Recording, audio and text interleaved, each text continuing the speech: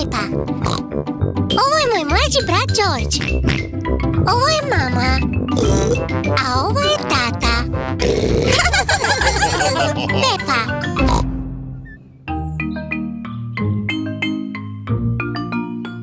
Tata stavlja sliku.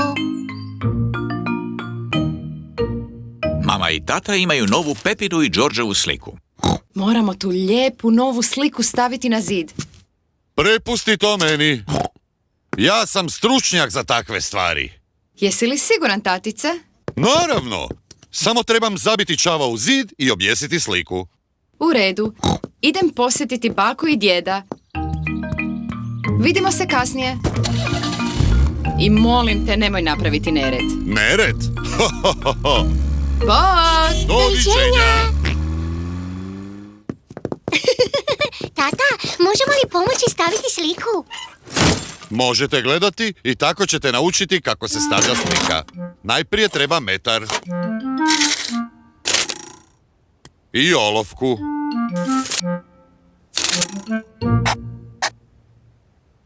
To je mjesto gdje dođe čavao. Nemoj srušiti zid, tatice. Sad trebam čekić i čavao. Odmaknite se, djeco, i gledajte majstora na djelu. Tata će zabiti čavao u zid. Nemoj srušiti zid, tatice. Nemoj biti šašava, Pepa. Ništa lakše. Nisam mislio da će se to dogoditi. Tata je napravio veliku pukotinu u zidu. O, tata, uništio si zid.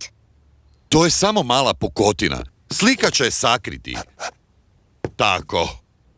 Još uvijek se vidi, tatice. Da. Izvadit ću čavao i zakrpati pukotinu. Nemoj napraviti nered, tata. Ne budi šašava, Pepa. Evo, izlazi. O, tata, sad si zbilja uništio zid.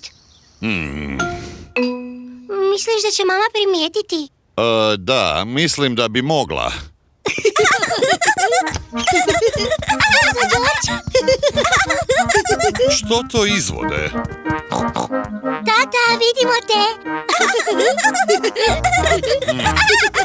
Tata mora popraviti zid prije nego se mama vrati kući. Ciglu, molim. Tata je najprije rupu napunio ciglama.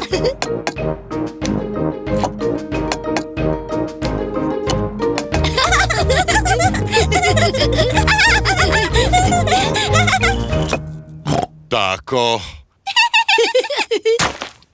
Zatim je stavio žbuku preko njih. Ništa lakše.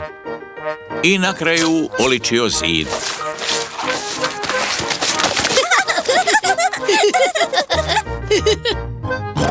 Kao novije. Zid je popravljen. Hurra! Ali kakav je samo nered napravio. Joj, meni. Očistimo to prije nego što se mama vrati. Tata je najprije oprao Pepu i Georgea. Onda je Pepa usisala pod. A tata je pospremio sav alat. Mama! Mama se vratila. Mama! Mama je došla. Brzo, pretvarajmo se da ništa nije bilo.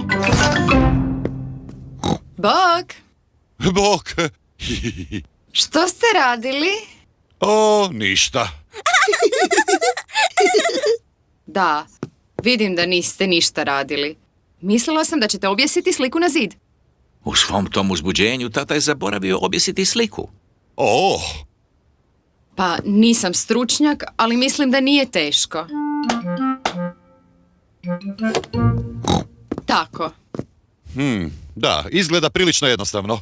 Ali kad to tata radi, izgleda jako teško. Tiho, Pepa, nemoj nikome reći.